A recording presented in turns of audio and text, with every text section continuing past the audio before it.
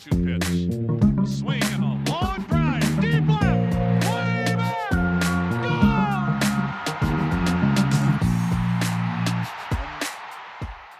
Hey everybody, welcome to another Baseball America podcast. I'm Kyle Glaser, joined today by Carlos Collazo. Carlos just wrote our Braves top 10 prospects for 2020.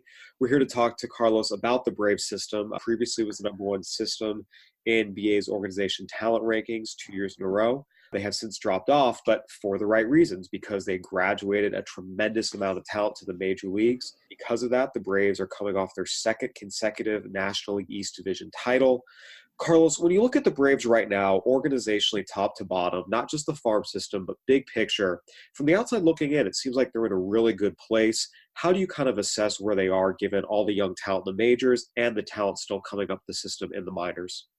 Yeah, I mean, I think you laid it out pretty well. I mean, back-to-back National League East titles, that's what you want to see. Obviously, Braves fans would like to see a little bit more playoff success, but who knows what's going to happen in the playoffs any given year. But yeah, I think they're in a very enviable spot from the major league talent, the minor league talent that you still have on the way. Now, if you look too far into the distant future, the farm system tables off a little bit. But like you said, the system is trending in the wrong direction for the right reasons. They've graduated a number of really impressive major league players. I mean, look at their young core. I mean, guys like Ronald Acuna, Ozzie Albies, Dansby Swanson, some of the young pitchers like Mike Soroka, who just had a phenomenal rookie season. And then you've got guys, really the entire top 10 of this system is made up of a lot of talented players in the upper levels of the minors who have a chance to impact this team sooner rather than later. And that's exactly what you want when you're a competing team who's coming off of a couple division titles looking to make the next step in the playoffs. So I think they're in a great spot. And if you're worried about their farm ranking or organizational ranking trending down, don't be, because it's coming with your team improving at the major league level, which is the goal. Right, that's the point. As we've talked about before, the Red Sox and Cubs were both number one farm systems at a certain point earlier in the decade. Mm-hmm. They entered last year 29th and 30th. But they got World Series titles because they graduated that tremendous farm system and made it a really good major league core. It's a lot more fun to be the number one team in baseball rather than the number one team in org rankings, for sure. Exactly, and it goes hand in hand. So the Braves have done everything right. And even though they've graduated all that talent, they still have a lot of players in the system that can still help the team in the near future, as you mentioned. I want to go over some of those players with you. Yeah. Cristian Pache was the number one prospect in the system by your rankings. In your discussions with evaluators, both inside and outside the organization, was that a slam dunk? Was there some debate between him and someone else in the system? How much of a separation was there for Cristian Pache with the rest of this farm system?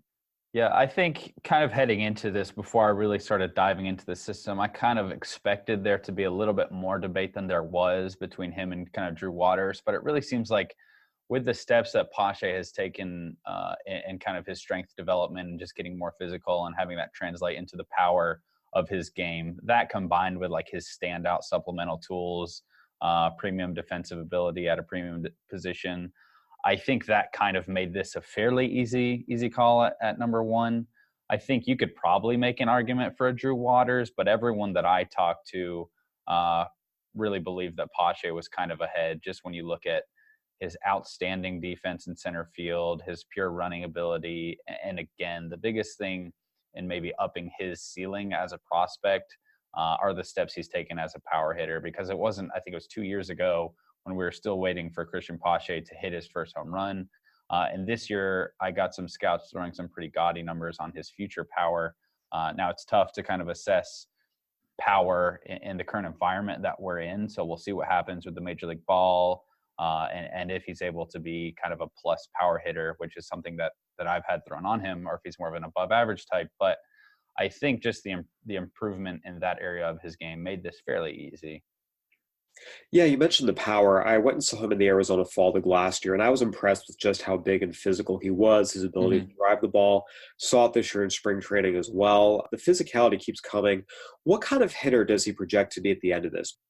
Yeah, I think if you just look at his tools grades, the hit tool is the biggest question mark for Pache, and obviously that's the most important tool we're talking about with prospects. So maybe that is a point of concern that you would have. Right now, I've got a 45 hit tool grade on him. I think he has all the physical tools that you want to see. to project a solid average or average hitter. He's got great bat speed. He's got good pitch selection. He's got good strike zone understanding. I think it's more of a case of kind of refining his game to project an average or an above average hitter at the next level. He's very pull heavy. He's really got to figure out how to use the opposite field to make sure he doesn't create any holes kind of in the zone, pitchers attacking him away, getting him to roll over on pitches. He just needs to kind of refine that approach, use the entire field, let his kind of talent work naturally rather than just trying to get around on everything and pull the ball. I think that if he's able to maybe spread the ball around the field a little bit more, that will be a big help. Again, how much he's able to tap into his power is a question mark. But as far as pure hitting ability, I mean, he has the skills there. You just want to see a refined approach. And again, he's very young. He's moved quickly through the system and faced pitchers that are much more advanced than he is. So maybe that's something that's going to come with time. It's nice that you have all the physical tools that you kind of look for. But right now, I wouldn't expect him to be much more than an average pure hitter at this point until we see some of those improvements, and then maybe you can reassess. His teammate in the outfield at AA and AAA this year was Drew Waters. You mentioned Waters was kind of in the discussion with Pache as potentially the number one prospect in the system. Waters is currently playing for Team USA at Premier 12, and I got to look at him for a couple of games last week. And it's interesting because on the one hand, he's 20 years old. He got to AAA. He was a batting champion in the Southern League this year. And yet there's still some swing and miss to his game. Scouts have had some questions about his plate coverage, and those were pretty visible even in my looks. Mm-hmm. He's kind of an interesting guy where you can see him becoming a really good hitter, but you can also see those plate coverage issues coming back to haunt him. Yeah, I have a little more confidence in his ability to hit, like pure hit, than Pache, just because the adjustments that he's able to make within at-bats. Scouts really rave about kind of that ability for him to adjust. There are some swing and miss questions, but I think most of those popped up when he got moved up to AAA. The swing can get a little bit long at times, especially from the left side, which is where he shows more power. But I do think that as he kind of gets acclimated to the level, he's always been a guy that has adjusted and hit well pretty much at every level that he's been at. And I would expect him to make the adjustments necessary at the AAA level and then at the major league level where he should be pretty soon. I think he's got enough pop to get away with a little bit of swing and miss. And I think he does have a good enough understanding of the strike zone to take competitive at bats. So I wouldn't be too worried. There are a lot of guys who swing and miss a little bit and are still productive hitters at the majors right now. And he does everything really well in addition to the offensive side of his game. He's a plus runner. There were really, really impressive evaluations of his defensive work this year. I mean, if he wasn't in a system with Cristian Pache, teams would be looking at him as a future center fielder, but as long as Pache is on the same team, I think you'd probably rather just go with that guy who's a potential Gold Glove winner. I mean, he's a good defender. He runs well. He has a solid arm. He just does everything really well. And while I personally don't think he's got the upside that Cristian Pache does, I think he could be a very solid regular for a competitive team, and you really can't ask for a lot more than that. We saw Ronald Acuna Jr. slide over and play the bulk of the season in center field with Ender Inciarte's injuries. What is the Braves' outfield of the future? Because you mentioned Pache and Waters both have the tools to play center field. Waters is currently playing center field for Team USA. Acuna is there right now. How do you see the future Braves outfield lining up? I mean, there's nothing wrong with having 3 center fielders in your outfield. I think you could do a lot worse than that. I mean, realistically, looking at their tools, I think Waters, of those 3, makes the most sense just to put him in left field.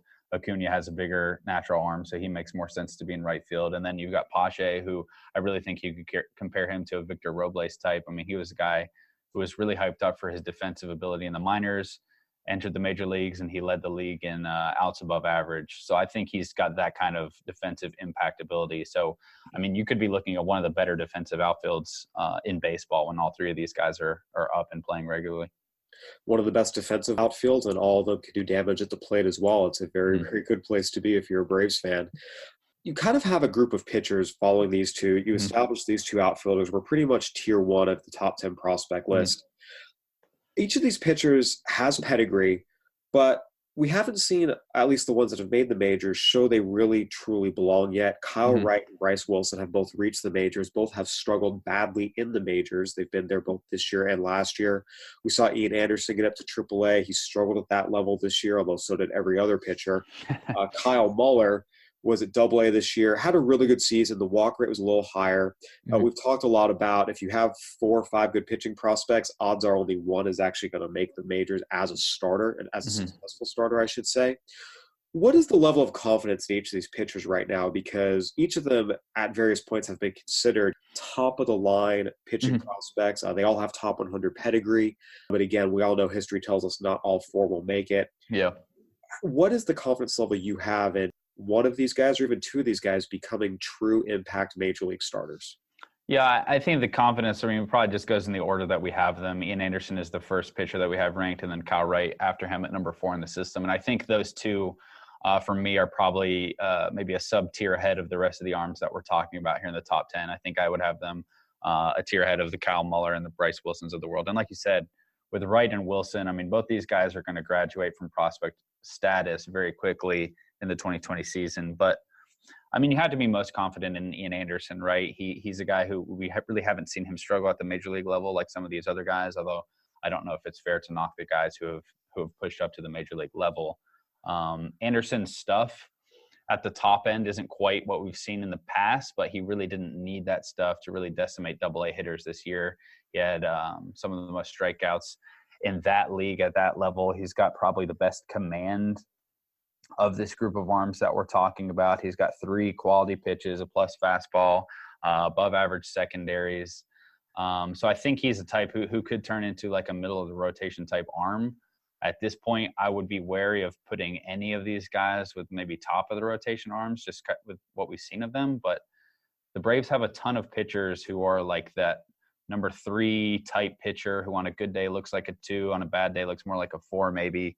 And I think both of these guys have that kind of ability and potential. I still believe in Kyle Wright at the major league level. His stuff is just too impressive, and his track record, his history is too good for me to think that what we've seen of him in his brief major league innings are indicative of what he's actually going to be. I wouldn't get too worried based on the small sample that we've seen of him at the major league level.